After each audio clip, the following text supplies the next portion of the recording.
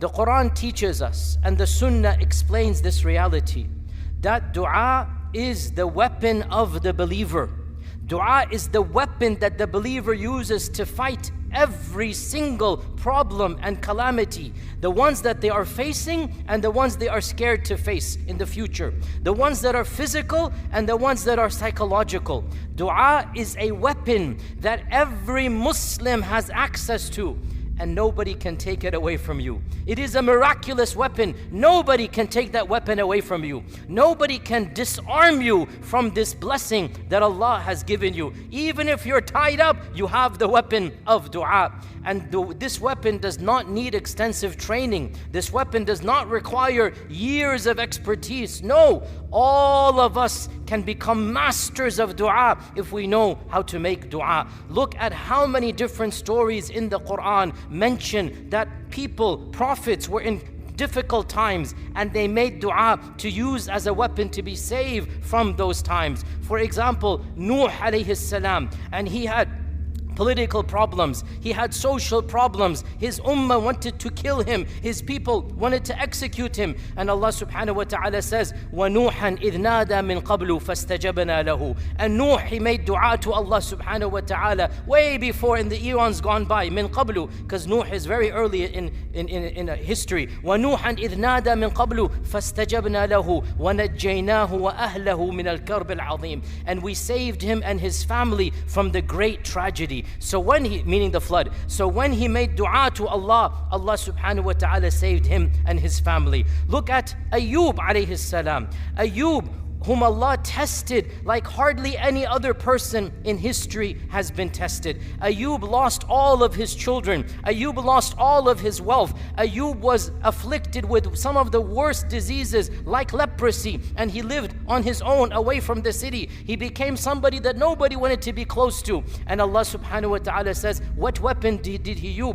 وَأَيُّوبَ إِذْ نَادَى رَبَّهُ رَبِّ مَسَّنِيَ الضُّرُّ وَأَنْتَ أَرْحَمُ الرَّاحِمِينَ. Ayyub made dua to Allah, Ya Rab, I'm in trouble. Ya Rab, I'm in pain. And Ya Rab, you are Arham ar-Rahimin. فَاسْتَجَبْنَا لَهُ. We responded to his dua. وَكَشَفْنَا مَا بِهِ مِن ضُرٍّ. And we lifted up the calamity and tragedy. We healed him. وَآتَيْنَاهُ أَهْلَهُ وَمِثْلَهُمْ مَعَهُمْ. And we gave him all of his children and doubled the amount. Allah blessed him with an even larger family, even more wealth after the dua. Again, what weapon did Ayyub use? The weapon of dua. Zakaria, for 80 years he's making dua to Allah to have a child. وَأَيُّوبُ وَزَكَرِيَّا إِذْ نَادَى رَبَّهُ رَبِّ لَا تَذَرْنِي فَرْدًا. By the way, look at every ayah. وَأَيُّوبَ وَنُوحًا إِذْ نَادَى. Every time when they made nida to Allah, فَاسْتَجَبْنَا. Every single ayah, Allah is saying they were in trouble. They called out to Allah and Allah responded to them. So Zakaria, he's over 100 years old. So for 80 years, he's making dua to Allah. And this shows us you never lose hope in Allah's dua. He is too old to have a child. His wife is too old to have a child. He still does not stop dua, because dua is done till your ruh leaves your body. You never stop making dua. وَزَكَرِيَّا إِذْ نَادَى رَبَّهُ رَبِّ لَا تَذَرْنِي فَرْدًا وَأَنْتَ خَيْرُ الْوَارِثِينَ.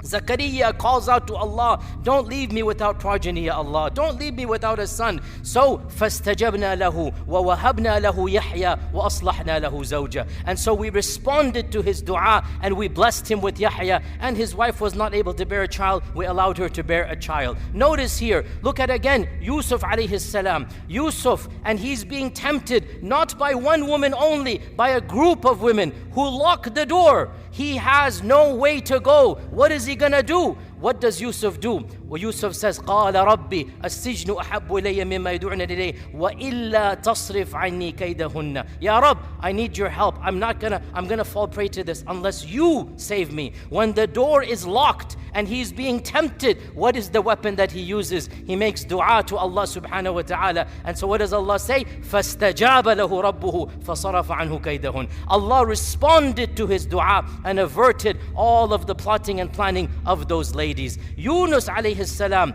Allah subhanahu wa ta'ala mentions, وَذَنُّونِ إِذْ ذَهَبَ مُغَاضِبًا فَظَنَّ أَن لَّن نَّقْدِرَ عَلَيْهِ فَنَادَى فِي الظُّلُمَاتِ أَن لَّا إِلَهَ إِلَّا أَنْتَ سُبْحَانَكَ إِنِّي كُنتُ مِنَ الظَّالِمِينَ فَاسْتَجَبْنَا لَهُ. By the way, notice, nada istajaba, nada istajaba. Every single time. وَنُوح, when the whale swallowed him up, and he calls out from the darkness of the night and the darkness of the ocean and the darkness of the whale. He was in three darknesses: the darkness of the night, the darkness of the ocean, the darkness of the whale. And he has no weapon, he has no way out other than dua. وَنَادَى فِي الظُّلُمَاتِ, utter darkness. That is the light. The dua became the light. And he makes dua to Allah from the depths of the whale. And what does Allah say? فَاسْتَجَبْنَا لَهُ وَنَجَّيْنَاهُ مِنَ الْغَمِّ. We saved him from his own tragedy. Then what does Allah say? وَكَذَلِكَ نُنْجِ الْمُؤْمِنِينَ. And this is how we will save all the believers. How?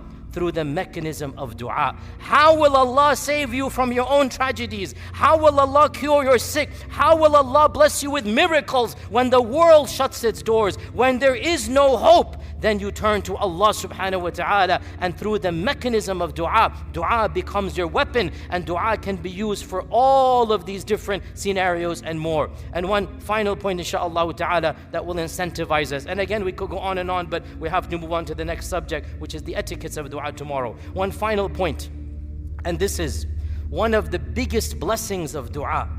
And if this were the only blessing, it would be enough of a blessing.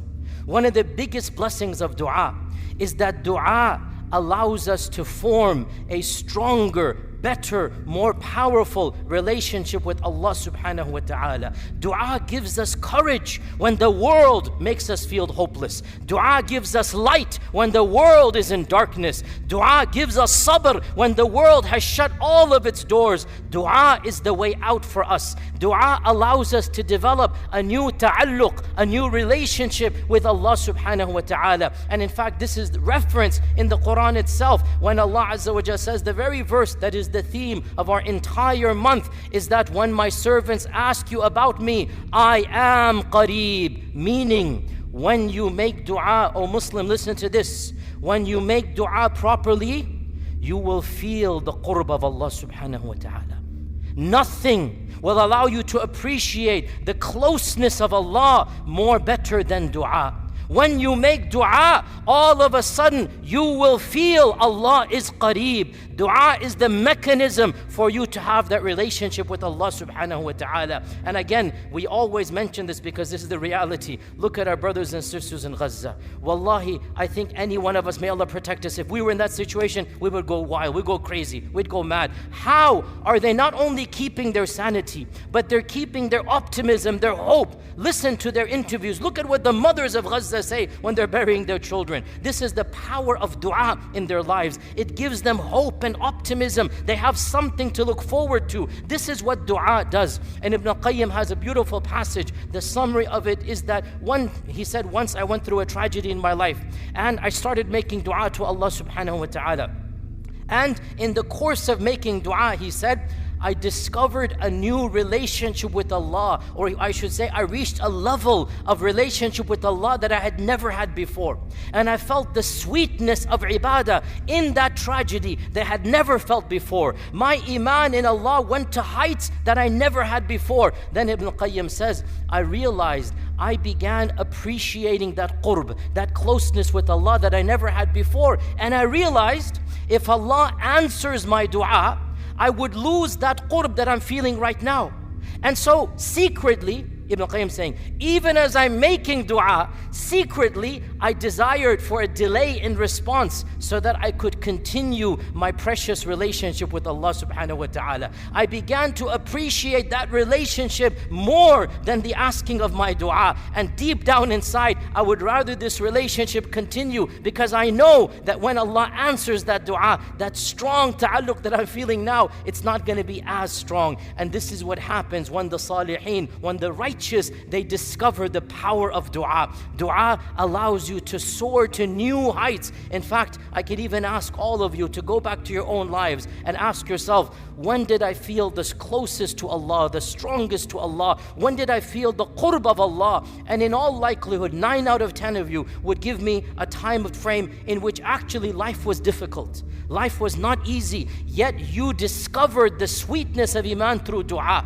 And you attained a level of taqwa and a level of consciousness through the power of dua that you never had before. So brothers and sisters, to conclude all of this introduction, and tomorrow we'll move on to other topics of dua, make dua to Allah subhanahu wa ta'ala frequently, copiously. Do not allow any excuse to come between you and the power of dua. Make dua daily, make dua in the morning, make dua at night, make dua for every aspect of your lives, make dua for the smallest thing of your life and the biggest thing of your life, because dua is indeed the weapon of the believer and the source of optimism and hope and the primary connection that we have with our Creator. And inshallah, from tomorrow we're going to start talking about the adab and etiquettes of dua, inshallah ta'ala. Wassalamu alaikum wa rahmatullahi wa barakatuh.